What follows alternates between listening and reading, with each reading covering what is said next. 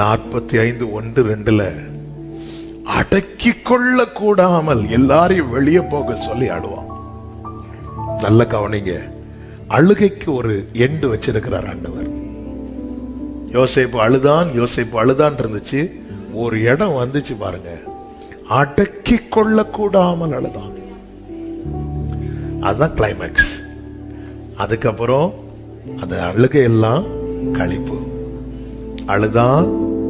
அழுதான் அடக்கி கொள்ள கூடாமல் அழுதான். அங்க ஸ்டாப் பண்ணிட்டார். அன்னாள் வீட்டில் அழுதாள், சர்ச்சில் வந்து மிகவும் அழுதாள். அந்த கண்ணீருக்கு அங்க ஃபுல் ஸ்டாப். அந்த பள்ளத்தாக்கு, இதுக்கு மேல இவனால அழ முடியாது. இதுக்கு மேல இவன்ட்ட கண்ணீர் இல்லை. என் திராணி அவருக்கு தெரியும். குடும்பத்தில் இருக்கிற பிரிவினை மாற யோசேப்பே நீ அழணும்.